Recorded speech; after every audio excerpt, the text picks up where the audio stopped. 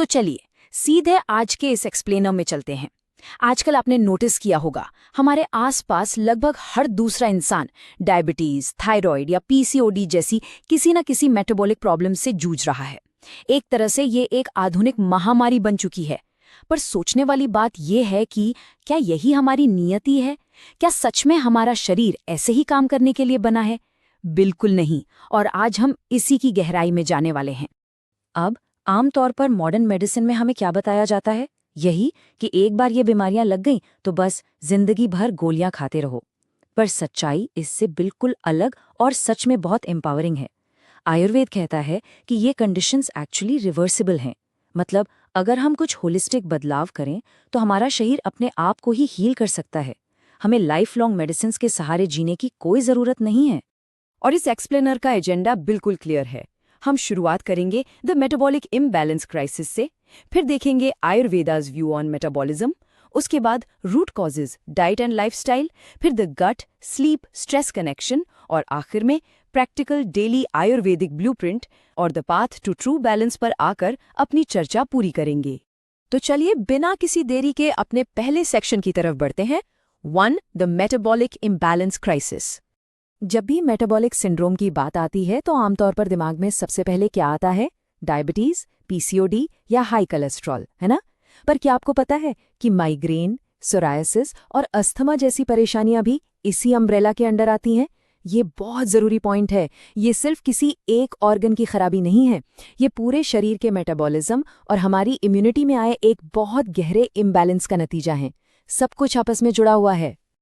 अब जब हमने प्रॉब्लम को समझ लिया है तो आइए सेक्शन 2 पर चलते हैं। 2. आयुर्वेदा's व्यू ऑन मेटाबॉलिज्म। सोचिए कि हमारा शरीर एक तराजू की तरह है। एक पलड़े पर है एनाबॉलिज्म यानी शरीर की ग्रोथ और नरिशमेंट, और दूसरे पलड़े पर है कैटाबॉलिज्म यानी ब्रेकडाउन और एनर्जी क्रिएशन। मेटाबॉलिज्म असल में इन्हीं दोनों के बीच का खेल है।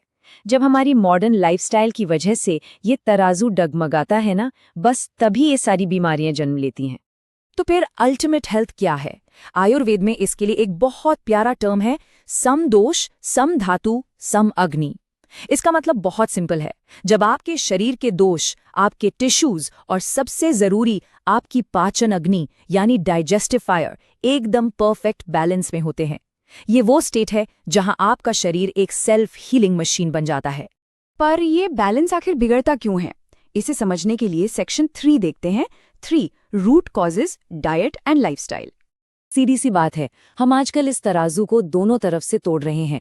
एक तरफ हमारा खाना है, प्रोसेस्ड फूड्स, भारी मात्रा में कार्ब्स, एक्स्ट्रा चीनी और तेल, और दूसरी तरफ एक ऐसी लाइफस्टाइल जहां नींद पूरी नहीं होती, स्ट्रेस हमेशा पीक पर रहता है और फिजिकल एक्सरसाइज के नाम पर कुछ नहीं होता। ये दोनों चीजें मिलकर एक ऐसी रेसिपी बनाती हैं जहां बीमारियों का आना पूरी तरह तय है। और यहीं पर आयुर्वेद का एक मास्टर स्ट्रोक आता है, निदान परिवर्जन। सुनने में थोड़ा टेक्निकल लग सकता है, पर इसका मतलब बहुत डीप है। जो चीज़ बीमारी पैदा कर रही है, सबसे पहले उस कारण को ही हटा दो। Prevention over cure. अगर आप सिर्फ दवा खा रहे हैं पर अपनी उन्हीं पुरानी आदतों को नहीं बदल रहे जो बीमारी लाई थी, तो सच में कोई फायदा नहीं होगा। अब इन आदतों की थोड़ी और गहराई में चलते हैं। सेक्शन 4 में 4. The gut sleep stress connection. Ayurveda की एक बहुत पुरानी और पावरफुल लाइन है, रात्रों जागरणम दोषकरम। इसका सीधा सा मतलब है कि रात में जागना शरीर के दोषों का बैलेंस पूरी तरह बिगाड़ देता है। और आज की मॉडर्न साइंस भी एग्जैक्टली यही कहती है।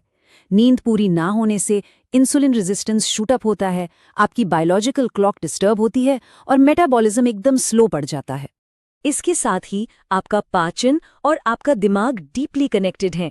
अगर अग्नि यानी डाइजेशन वीक हो तो मेटाबॉलिक डिसऑर्डर्स रफ्तार पकड़ लेते हैं, और दूसरी तरफ क्रॉनिक स्ट्रेस से हार्मोन्स का पूरा सिस्टम हिल जाता है।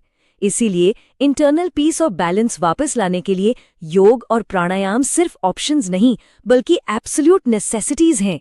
तो अब सवाल ये है कि आगे क्या करें? आइए सेक्शन 5 पर आते हैं। 5. Practical daily Ayurvedic blueprint.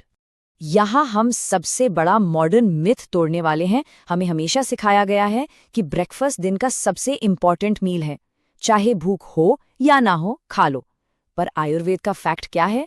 खाना सिर्फ और सिर्फ तब खाइए जब सच में जेन्युइनली तेज भूख लगी हो। अपनी भूख को दीवार पर टंगी घड़ी के हिसाब से मत चलाइए, अपने शरीर की सुनिए। और खाना क्या है ये भी बदलना चाहिए।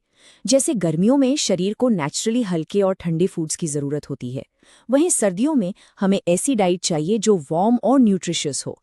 पूरे साल एक ही तरह का डाइट चार्ट फॉलो करना नेचर के बेसिक्स के बिल्कुल खिलाफ है। और इसके साथ कुछ बेसिक रूल्स जो कोई भी फॉलो कर सकता है। खाने को हमेशा आराम से खूब चबाकर खाइए।